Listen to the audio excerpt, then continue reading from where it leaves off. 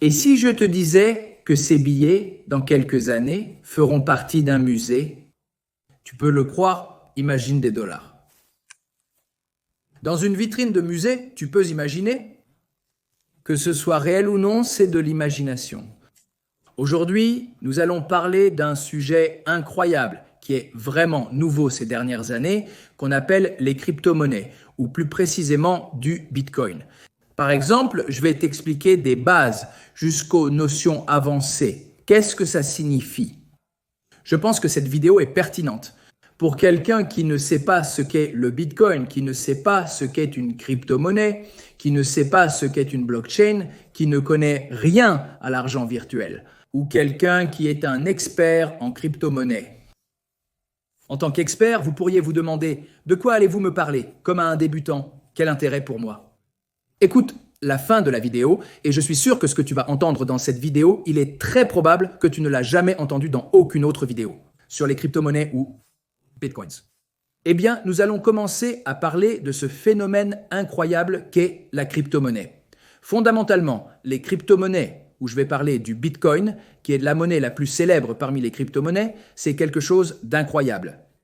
Qui, en gros, en quelques mots, est de l'argent virtuel, de l'argent purement virtuel. Qu'est-ce que cela signifie, de l'argent virtuel? Fondamentalement, tout comme un billet que tu peux réellement avoir dans ta main et acheter des choses physiques, l'argent virtuel. Bitcoin permet d'acheter des biens physiques en ligne à travers le réseau Internet. Donc si nous parlons de Bitcoin, nous parlons de sa nature. Prenons l'exemple d'Internet en 1995 à ses débuts. Imagine un grand-père à qui on dit « Grand-père, savez-vous qu'il existe un réseau qui nous connecte avec le monde entier ?» Et le grand-père répond « De quoi tu me parles? Internet? Ah, laisse tomber ça, non, c'est dangereux, ou c'est ceci ou cela. » Je ne sais pas de quoi tu parles. Non, grand-père, mais regarde, je peux me connecter avec mon ami aux États-Unis et avec la famille qui a déménagé dans tel pays et faire ceci et cela. C'est impressionnant, s'exclame le grand-père. Est-ce vraiment comme ça? C'est-à-dire, ce que l'Internet a été pour la communication il y a environ 30 ans, le Bitcoin ou les crypto-monnaies sont l'avenir de l'argent. C'est impressionnant. Maintenant, tu peux te demander, d'accord, j'ai compris, l'argent virtuel, c'est quelque chose de très ésotérique. Comment ça fonctionne? Je ne vais pas te donner des exemples très faciles, très concrets, pour que tu comprennes. Et imagine, on va d'abord parler du concept d'argent. Imagine-toi dans ton quartier, tu es par exemple jardinier, je vais prendre l'exemple du jardinier, et tu as un ami qui est laitier et un autre ami qui est charpentier. Et comme ça, imagine-toi, tous tes voisins ont un métier précis. Tu crois qu'ils sont fauchés, alors toi, en tant que jardinier, tu proposes d'aller entretenir leur jardin pour eux. Combien je te paie? Tu lui donnes un chiffre, mais la personne répond, écoute, comme tu sais, il n'y a pas de pièces ni d'argent ici. Comment fait-on? Bon, tu es laitier. D'accord. Moi, je t'arrange le jardin et toi, tu me donnes tant de litres de lait, tant de beurre. En somme, il pratique le troc. Et pareil avec le menuisier et ainsi de suite. Imagine un réseau d'amis, de voisins où chacun donne essentiellement son travail contre un autre travail. Maintenant, imagine, le menuisier fabrique une table impressionnante, vraiment impressionnante. Il y a vraiment consacré un mois et le laitier lui dit « J'adorerais t'acheter la table ». Comment ça, tu ne peux pas l'acheter? Comme on le sait, il n'y a pas d'argent. Alors comment faire? Donc, combien de lait ou combien de beurre le laitier doit-il donner pour acheter cette table? En gros, cette valeur qu'on attribue, c'est ce qu'on appelle aujourd'hui l'argent, la valeur que les choses ont. Mais avant que l'argent n'existe, il y avait le troc. Par conséquent, des organismes connus sous le nom de banques ou de gouvernements sont apparus, des entités étatiques, gouvernementales, financières, qui ont essentiellement centralisé le pouvoir de l'argent. Maintenant, comme tu le sais, par exemple, le concept d'inflation, qu'est-ce que cela signifie? Que l'argent commence à perdre de la valeur. Par exemple, tu dis, il y a 5 ans, avec 100 $, j'achetais telle chose. Maintenant, pour le même achat, il faut 120 ou 130 $. Cela signifie qu'il y a eu de l'inflation. Autrement dit, le dollar a perdu de sa valeur. Par conséquent, ce qu'a le Bitcoin, c'est que le Bitcoin a un nombre maximum d'émissions de pièces, qui est de 20 et 1 million de pièces. Le concept d'inflation n'existe donc pas. Alors, qu'est-ce qui existe? Ce qui existe, ce sont des hausses et des baisses de sa valeur. Pourquoi? Parce que la valeur du Bitcoin est liée à la crédibilité que les gens accordent au Bitcoin. Par exemple, s'il y a beaucoup de demandes pour le Bitcoin, cela signifie que les gens croient au Bitcoin, la valeur augmente parce que les gens en demandent, ils y croient. Mais si les gens commencent à vendre des Bitcoins, qu'est-ce que cela implique? S'ils vendent, cela signifie qu'ils ne croient pas que le prix va augmenter, donc ce prix sera dévalué, il sera plus bas. Par conséquent, le Bitcoin est incroyable en termes de potentiel de richesse que l'on peut obtenir s'il croit vraiment. Et il y a beaucoup de fidélité envers la communauté. Et il y a beaucoup de croyances que cela va augmenter, que le Bitcoin va monter. Et s'il y a beaucoup de demandes, ça monte, mais sinon, comme on l'a dit, ça baisse. Par conséquent, c'est quelque chose de très fluctuant. Maintenant, nous allons entrer un peu plus dans ce qu'est Bitcoin, comment ça fonctionne. Je vais te donner des exemples très simples et ensuite nous irons sur un plan beaucoup plus profond. C'est ce que j'ai dit. Un expert en Bitcoin sera sûrement intéressé par cette vidéo s'il l'écoute en entier.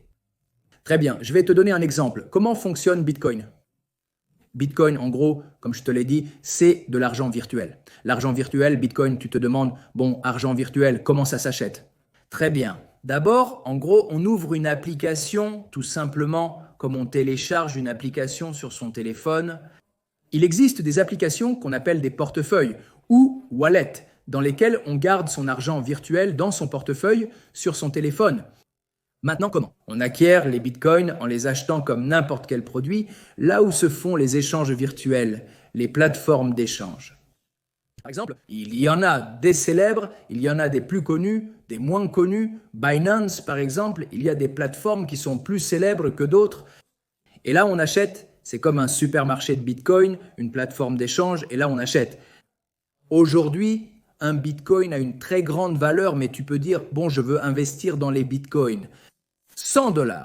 Donc, l'application pour acheter des bitcoins te calcule automatiquement combien de bitcoins. Par exemple, avec 100 $, tu mets 0,0 et le calcul est fait instantanément. Car comme mentionné, le bitcoin peut aussi fluctuer quotidiennement. Par conséquent, c'est quelque chose de totalement actualisé et donc on peut acheter selon ce qu'on veut en bitcoin. Je dois raconter une histoire vraiment incroyable. En 2010, le premier achat de Bitcoin, d'après ce que j'ai compris, a été un achat de 2 pizzas. Pour la somme de 10 000 Bitcoins à l'époque, en 2010, savez-vous combien cela vaut aujourd'hui? 10 000 Bitcoins? Plus de 600 millions de dollars. Imagine 2 pizzas pour plus de 600 millions de dollars. À l'époque, c'était évidemment nouveau. Et cette personne, si je me souviens bien, s'appelait Laszlo. C'est la première personne qui a acheté, je me souviens, le 22 mai 2010. Et chaque année, il y a comme un anniversaire de ce jour-là. Le bitcoin de la pizza, qui a été ce grand tout premier achat de 2 pizzas pour 10 000 bitcoins, c'était vraiment impressionnant.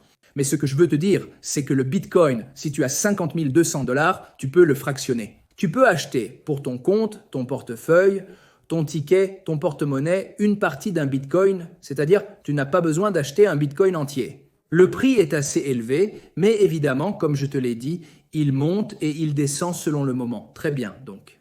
Par conséquent, nous avons le bitcoin, nous avons le portefeuille, ensuite nous avons l'échange que tu achètes, et ensuite je vais t'expliquer comment ça fonctionne, parce que tu peux y aller. D'accord ? Que se passerait-il si quelqu'un piratait le système d'une banque, comme cela s'est déjà produit, et réussissait à pirater l'ordinateur de la banque pour voler l'argent des gens? C'est quelque chose d'incroyable avec le Bitcoin. Le Bitcoin fonctionne avec ce qu'on appelle la blockchain. Qu'est-ce que la blockchain? C'est essentiellement une chaîne de blocs ou de briques numériques qui ressemble à un grand registre comptable. Imagine de grands blocs comptables avec énormément de transactions. Chaque transaction effectuée en Bitcoin est inscrite dans ces grands registres. C'est comme Google Doc, où toute personne ayant accès au Bitcoin peut voir les transactions, mais ne peut pas les modifier. Mais lorsqu'il s'agit d'une transaction, ta transaction est inscrite dans ce grand registre virtuel sur ces milliers d'ordinateurs virtuels. Ainsi, le piratage est quasi impossible. Car si quelqu'un veut inventer, prétendre posséder quelque chose ou pirater l'un des ordinateurs des bitcoins, il ne peut pas pirater des milliers d'ordinateurs. Parce que tout est en ligne, tout est connecté et chaque transaction, dans chaque bloc, dans chaque brique virtuelle, toutes les transactions y sont enregistrées. Et concrètement, tu peux dire, bon, moi, par exemple, j'achète un bitcoin ou j'achète plusieurs bitcoins, ça dépend de l'argent que tu as ou que tu veux investir. Comment puis-je acheter des choses ? De même que je veux faire un achat sur Amazon ou dans mon pays, que ce soit un livre ou autre chose. C'est-à-dire, comment je fais ? Il existe des lieux qui acceptent les bitcoins, tout comme les cartes de crédit. Par exemple, tu veux t'inscrire à un cours de finance, par exemple, ou tu veux t'acheter un produit précis. Donc, tu fais tout ce que tu peux et cet endroit prend les bitcoins. Que fais-tu ? Tu paies avec des bitcoins ? Alors, cette personne, par exemple, t'envoie un code. Tu entres ce code dans ton portefeuille virtuel, ce portefeuille virtuel. Et comme envoyer un WhatsApp, tu l'envoies. En quelques minutes, tu as déjà, par exemple, l'application validée pour ton cours de finance, par exemple, ou tu achètes le produit que tu veux. C'est comme acheter avec une carte de crédit, mais avec des bitcoins. Mais quelle est la grande différence ici ? La grande différence, c'est l'absence de contrôle par un organisme. C'est le collectif qui le gère, ce qui est impressionnant. Je vais maintenant aborder l'aspect le plus crucial. L'élément essentiel à retenir est le suivant. Il y a une chose fondamentale à comprendre. Comme vous le savez, ma chaîne est une chaîne où nous parlons de Torah, de judaïsme, de spiritualité. J'essaie dans mes vidéos de nous faire voir la réalité avec des yeux spirituels, pour mieux comprendre. Le Bitcoin, Internet, la robotique, l'intelligence artificielle et toutes les avancées technologiques actuelles ne le voient pas comme un accident dans l'histoire de l'univers. Bien sûr que non. Je vais maintenant te donner 2 prophéties bibliques et nous allons conclure la vidéo avec cela parce que c'est impressionnant de voir comment, de tes propres yeux, tu peux voir la prophétie s'accomplir. Aujourd'hui, avec les crypto-monnaies, les bitcoins, Internet, l'intelligence artificielle, toute l'abondance qu'il y a aujourd'hui dans le monde, c'est impressionnant. Compare cela à il y a quelques dizaines d'années. Nous n'avons pas besoin de remonter à des milliers d'années en arrière. L'abondance qu'il y a, le confort qu'il y a, mais tout cela est passager. Dieu conduit ce monde vers sa perfection. Par conséquent, les prophéties qui, il y a longtemps, il n'y a pas si longtemps, semblaient impossibles à comprendre, aujourd'hui nous les comprenons. Je vais te donner seulement 2 prophéties. Il y en a beaucoup d'autres. 2 prophéties. La première est la prophétie d'Isaïe, chapitre 11, verset 9. Il est écrit ainsi, je saute un peu, mais il est écrit ainsi, la terre sera remplie de la connaissance de Dieu, comme les eaux couvrent la mer. Et la prochaine vient d'Amos. Le prophète Amos dit ceci au chapitre 8, verset 11. Il est écrit, voici, des jours viennent, dit Alem, dit Dieu, où j'enverrai la famine sur la terre, non pas une faim de pain ni une soif d'eau, mais d'entendre les paroles d'Alem, de Dieu. C'est-à-dire, il faut comprendre, explique nos sages, par exemple, que dans le futur, même les arbres donneront du pain. Ceci est aussi au niveau métaphorique. Il faut comprendre ce que cela signifie que l'abondance sera telle qu'on pourra la voir dans un arbre. Un pain entier, une miche de pain, un pain complet à manger, sans avoir à extraire le blé, le moudre et tout cela. C'est un exemple de l'abondance que nous vivons aujourd'hui, nous permettant de comprendre notre monde actuel. Par exemple, il y a peu de temps, j'ai fait une vidéo sur ce qui va se passer dans nos prochains jours, qui est le jour de l'indépendance d'Israël, qui est essentiellement le jour que Dieu décide. Évidemment, la rédemption va faire un pas très déterminé vers la rédemption finale, c'est-à-dire que le peuple d'Israël retourne en Israël. De même, le prophète Amos le dit aussi à la fin du livre du prophète Amos, que Dieu rassemble tous les Juifs de tous les coins de la terre. Je l'exprime avec mes mots et la prophétie, qui se réalise comme nous pouvons le constater.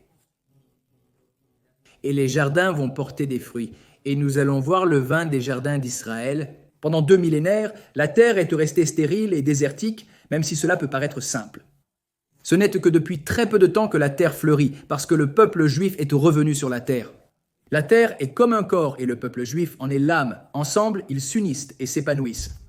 Et ainsi, les prophéties s'accomplissent.